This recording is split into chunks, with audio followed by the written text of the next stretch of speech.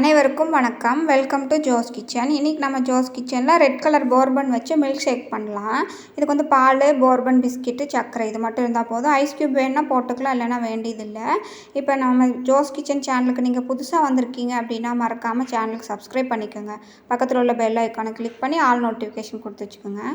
பால் வந்து ஒரு 1/2 லிட்டர் ஃப்ரிட்ஜிலேருந்து எடுத்து வச்சுருக்கேன். சர்க்கரை, அதுக்கப்புறம் ஐஸ் க்யூப் எடுத்துக்கோங்க. ஒரு மிக்சி ஜாரில் இந்த போர்பன் வந்து ரெட் கலர் போர்பன் எடுத்துக்கலாம். பால் ஊற்றிட்டு அதுக்கப்புறமா நம்ம போர்பன் பிஸ்கெட்டை உடச்சி அது கூட சேர்த்துக்கலாம். ஒரு பிஸ்கெட் மட்டும் வச்சுக்கலாம். கடைசியில் நம்ம மேலே வந்து டெக்கரேட் பண்ணுறதுக்காக ஒரு பிஸ்கெட் வச்சுட்டு மீதி எல்லாத்தையும் போட்டுக்கலாம். சர்க்கரை வந்து பாலுக்கு அளவாக சேர்த்தா போதும். ஏன்னா பிஸ்கெட்லேயே சுகர்லாம் இருக்கும், அதனால் நம்ம அதுக்கு சேர்க்க வேண்டியதில்லை.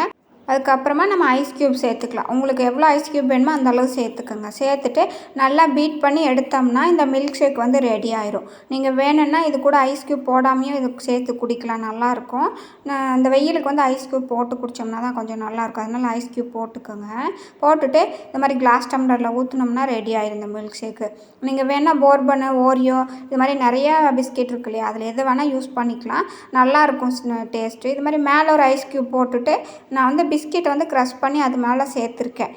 உங்களுக்கு எது விருப்பமோ அதை சேர்த்துக்கலாம். உங்களுக்கு பிடிச்ச பழம் ஏதாவது கட் பண்ணி சேர்த்துக்கலாம். அப்படிலாம் இந்த பிஸ்கெட்டை மட்டுமே கூட பொடி பண்ணி இது மேலே போட்டு கலக்கி கொடுத்தோம்னா இந்த மில்க் ஷேக் வந்து குடிக்கிறதுக்கு நல்லாயிருக்கும். குழந்தைகளுக்கும் கொடுக்கலாம், பெரியவங்களும் இது மாதிரி குடிச்சிக்கலாம். லேடிஸ் வந்து இது மாதிரி மத்தியானம் டைமில் வந்து இது மாதிரி ஒரு மில்க் ஷேக் இல்லை ஜூஸ் ஏதாவது எடுத்துக்கிறது ரொம்ப நல்லது இந்த வெயிலுக்கு. அப்போ தான் வந்து டயர்ட் ஆகாமல் இருக்கும், நல்லா ரெஃப்ரெஷிங்காகவும் இருக்கும். இந்த வீடியோ பிடிச்சிருந்தால் லைக் பண்ணுங்கள். ஜோஸ் கிச்சன் சேனலுக்கு மறக்காமல் சப்ஸ்கிரைப் பண்ணுங்கள். தேங்க்யூ.